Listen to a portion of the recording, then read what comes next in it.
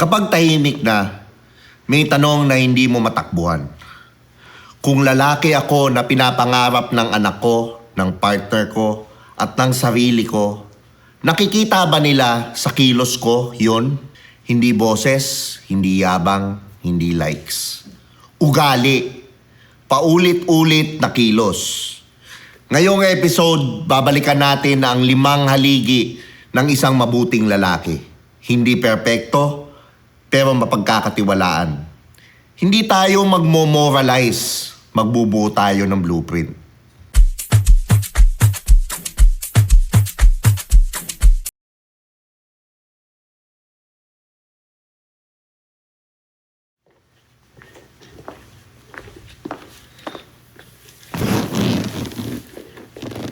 What's up guys? Ako nga pala si Tio Bry, ang host itong Do You Think? Kung gusto mo naman ng self-improvement, mag-subscribe ka na dito sa channel. Help me reach 100,000 subscribers. At syempre, maraming salamat sa mga nagla-like, nagko-comment. Nakakatulong po ito sa channel natin. Mapapakinggan nyo rin po ito sa inyong kotse sa Spotify. Ang topic natin today is 5 pillars that build a good man. Ano nga ba ito? Integrity, responsibility, discipline, courage, at huling-huli, humility. Each pillar, yung definition nito, yung daily behaviors, yung red flags, yung micro moves. Ang goal natin pagkatapos nito, may simple system ka na pwedeng simulan mamaya. Let's start with pillar 1. Integrity. Ang integrity is truth plus consistency. Integrity ay kapag nagkakatugma ang sinasabi mo at ginagawa mo kahit walang nakatingin. Hindi nice guy act. Alignment to. Ito yung values, decisions, at daily habits mo. Ano yung daily behaviors ng taong may integrity? Unang-una, meron kang clear promises. Yung kahit mga small things. 10 push-ups daily, no late text after 10 p.m., every Friday budget review, meron kang honest calendar, kung hindi kasya, huwag mangako. Meron kang mga resibo ng katotohanan or receipts of truth.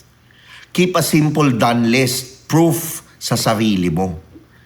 Pero meron itong mga red flags. Ito yung lagi kang late, pero traffic ang kwento. Diba? Yung may tropa na ba kayong ganyan? Diba? Traffic na nga sa Pilipinas, lagi ka pang late, and laging traffic yung dadahilan mo. Traffic na nga yung normal dito sa Pilipinas eh. Kung gagamitin mo, alam mo ng traffic, responsibilidad mong umalis na maaga. Iba ang persona at outline versus sa in-person mo, hindi nagmamatch. Diba? Yung persona mo online, at saka yung in-person mo, yung kung sino ka sa personal. Diba? Pero naiintindihan ko rin naman yung mga iba na merong ginagawang character, and that's okay. Yung character online. Just as long as it's the character, and then yung pagiging pagiging tao mo in person. Pangatlo, eto yung madalas mong i-ghost ang commitments mo. At higit sa lahat, mahirap dun. Okay lang yung commitment sa ibang tao eh, di ba? Ang pinakamasakit na commitment na gino-ghost mo is yung commitments mo sa sarili mo. Now, let's go to the micro moves na pwede mong gawin. Ito yung one-line code. If I say it, I schedule it. Diba? Pag sinabi mo, ilagay mo na sa kalendaryo mo. Maganda rin yan sa productivity pag nakikita mo nakalagay sa kalendaryo mo. Tapos minsan, i-integrity audit mo rin ang sarili mo. 5 minutes lang. Alin sa 3 pangako ang bibitawan mo para maging totoo ang natitira? Diba? Kasi hindi naman lahat ng pangako pwede at matutupad mo. Dapat nga hindi ka nangangako eh. Pag alam mo namang hindi mo kaya. Magsulat ka rin ng done log. Ito yung dito mo ilalag yung mga natapos mo nang gawin. Isulat bago matulog ang 3 natapos. Identity builds from evidence. Importante kasi yan eh. Kasi nagsastack ka ng win. Pagising mo, inayos mo yung kama mo, that's a win. Nag-meditate ka, that's a win. Nag-workout ka, that's a win. So, naka-win ka kagad ng 4. So, yung buong araw mo, alam mo na, you've already set the day for winning. Pangalawang pillar, ito yung responsibility. Ang responsibility for me is ownership of self, people, and consequences.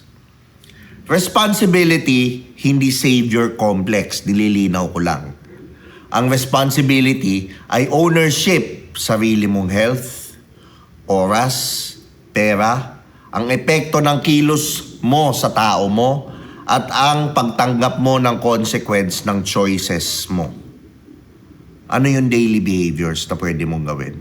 Unang-una is yung provider mindset, hindi yung pride. Ano yung ambag mo sa bahay o team? Oras, presence, at budget, hindi puro ako lahat. Magkaroon ka ng expectation stock. Ito yung, like for example, ito lang ang kaya ko this week. Ito ang hindi. Set clear expectation sa mga tao sa paligid mo. Magkaroon kami ng preventive maintenance. Ito yung mga health checks, yung kakotse mo, i-check mo ng madalas, budget check, at yung mga unseen hero moves mo. Ano ang red flags nito? Ito yung blame habit. Dahil sa boss, gobyerno, ex, lahat na lang sinisi mo, pero sarili mo never mong sinisi. Maling-mali eh. Pangalawa, yung hero trap na tinatawag natin. Ikaw ang gumagawa ng lahat. Tahimik, pero galit. Diba? Resulta rin yan, isa pa, is meron kang financial fog. Hindi mo alam kung magkano ang pumapasok na pera at lumalabas na pera sa iyo.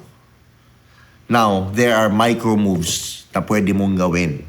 Simple, para maayos mo to. Ito yung tawag ko na 30-minute money date. Weekly mo to gagawin. Ito yung bills, savings, growth, fun. Lagyan mo ng percent, kahit simple. Gumawa ka ng jars or whatever, Excel file, ikaw nang bahala. Now, set an expectation script sa sarili mo. Para malinaw, ito ang deliver ko by Friday. Ito ang di ko kaya. And mag-a-adjust tayo. Diba? Sabihin mo na yan sa mga tao sa paligid mo or even sa sarili mo. And then gumawa kami ng presence alarm. Ito yung 15-minute undistracted time sa anak mo o partner mo or phone sa sala and mata sa tao. Diba? Yung phone mo minsan, especially when you're having a moment with your loved ones, with your kids, with your friends, mas maganda wag ka muna mag-phone. Kaya ako parang nakakaano yung nag-i-Starbucks kayo lahat pero lahat naman kayo nagfo-phone. Sana pala, nagbahay na lang kayo. Doon na lang kayo mag-phone. Kasi you're there to socialize with your friends. When you have dinner with people around you, you're there to talk to them. Hindi para mag-telepono. Diba? Masyado na tayo nakadikit masyado sa telepono. So, importante rin na minsan i-value natin ang human connection. Lalo na sa pagputok pa ng AI. Kailangan disiplinahin natin ang sarili natin dyan. And then yung pillar number 3, discipline. Ito yung mga systems over feelings. Disiplina ay pinipili mo ang tama kahit wala kang gana. Dahil nakaset up ang system para mas madali ang tama kaysa sa mali. Ano yung daily behaviors na pwede mong gawin yan? Ito yung AM primer or morning primer na ginagawa ko. Unang-una is tubig. Uminom ka na maayos na tubig paggising mo. Magpaaraw ka. Liwanag. Diba? And then 5 breaths. That's a 3 to 5 minute move. After nung 5 breaths mo na malalim, nag-breathing exercises ka. And then 3 to 5 minutes move, mag-walking ka. Diba? Mag-walking ka and habang mag-walking ka, mag-learning ka, pwede kang makinig ng podcast. Diba? Another daily behavior na pwede mong ayusin is your work blocks. 25 minutes focused work and then 5 minutes rest. Timeran mo. Ito yung Pomodoro technique. I-search nyo na lang yung Pomodoro technique para sa productivity. Or, pwede ring 50 minutes deep work, then 10 minutes rest. magkaroon ka ng visible timer again, and then walang scroll sa social media sa break. Or kung gusto mo, pwede kami naman sumagot ng mga isang chat. Pero sisiguraduhin mong susundin mo yung 5 minutes and 10 minutes na break na yun. Kasunod is friction engineering. Good, easy. Ito yung mga ile-layout mo yung clothes mo, open write file, ayusin mo, di ba? Bad hard, yung mga i-log out mo na yung mga apps na hindi mo ginagamit, yung mga charger sa sala, i-rearrange mo. Makakatulong yan para sa progress mo dito. Ano yung red flags mo dito? Ito yung mga all or nothing. Kapag na-miss, i-quit mo na. Diba? Kung hindi mo rin naman ibibigay lahat, hindi ka magpo-full out, hindi ka todo, wag mo nang gawin yung task. Diba? So, ang gawin mo, it's either go na go ka or hindi. Ganun lang yun. Huwag kang pupunta sa gitna. Isa pa, red flag is pure motivation hunting. Diba? Ito yung parang pinipilit mo, hinihintay mo na magkaroon ka ng motivation bago ka kumilos. Ang motivation nga, hindi yan lumalabas bago sa paggalaw. Kailangan gumalaw ka muna, then you start to have motivation. Diba? Pangatlo is yung busy ka, pero wala namang output, wala ka namang na-achieve. Diba? Ang dami mong ginagawa, nagiging busy ka lang, nagpapakapagod ka, pero wala ka namang tinutumbok na goal. Wala naman nangyayari sa buhay mo. So, ang nangyayari, ang buhay mo, ikaw din, wala din. Diba? So, ang micro moves na pwede mong gawin, first is deep work block tomorrow bago ka mag-social media. Gamitin mo na yung Pomodoro technique. 25 minutes deep work and then 5 minutes rest. Ulitin mo ng 3 beses. Then rest for 1 hour. And 1 5-minute promise daily. Tapusin mo lang kahit maliit. Push-ups, page, or pitch. Kasi yung push-up na yan, 10 push-ups a day, if you're gonna do it every day, makakarami ka rin ng push-up dun. Ilang push-up yun sa isang buwan. Diba? That's compounding work. So may nagawa ka pa rin kaysa sa hindi ka nag-push-up. Pangatlo, mag-cut ka ng isang leak. Yung isang app mo or bisyo, i-tweak mo. Yung time limit or weekend only mo lang pwedeng gawin. So, gawan mo lang ng paraan. I-ano mo lang siya, disiplinahin mo yung sarili mo pagdating dito sa bisyo or pagdating dito sa app or pagdating sa panonood ng Netflix. Pwede mong gawing reward ng Netflix pag may nagawa kang productive na bagay, di ba? Why not? Pillar number 4. Ito yung courage. Ito yung moral plus practical courage. Ito yung tapang, hindi ingay. Courage ay nakatayo ka sa totoo at gumagalaw ka kahit may takot. Ito yung sa trabaho, sa relationships mo, at sa sarili mo. Ano yung daily behaviors na pwede mong gawin? Hard truths kindly. Example, sabihin mo, gusto ko to, pero hindi ko kaya yung timeline na yan. Ito ang realistic na magagawa ko. Kailangan importante, especially sa mga nagtatrabaho, iset mo rin sa boss mo. Iba kasi yung realistic target sa impossible target. Say that again. Realistic targets versus impossible targets. Kailangan alam mo yun. And then magkaroon ka ng calculated risk. Mag-small bets weekly ka. It's either a new pitch to your boss, a new reach out sa new client. Diba? Maganda yan. Makakatulong yan and it's also a compounding habit na matutulungan mo and will move a needle for your goal sa trabaho. Gumawa ka rin ng boundary in action. Mag-no to disrespect ka and yes to standards. Read that again. No to disrespect, yes to standards. Ano ang red flags nito? Ito yung people pleasing. Yes ka sa harap, pero resentment ka naman sa likod. Kasunod, yung analysis paralysis. Yung ayaw mo magkamali, kaya hindi ka nagsisimula. Bully energy. Ang lakas ng boses mo. Pero ang hina naman ng katwiran mo. Diba? Ano yung micro moves na pwede mong gawin everyday? Ito yung courage sentence na sabihin mo ngayon na. Isang tapat na pangungusap na iniiwasan mo. Sabihin ng mabait pero malinaw. Kasunod, pwede kami naman mag-small bet. Isang audition, pitch, o apply mo sa loob ng 24 hours. Boundary line.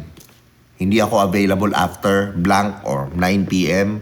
Pero mag-reply ako bukas. Ang ganda, di ba? Nagseset ka ng boundaries, hindi ka nasa people pleasing. Pillar number 5. Etong madaming tao namimiss ito. Ito yung humility. Diba? Ito yung multiplier na most men miss.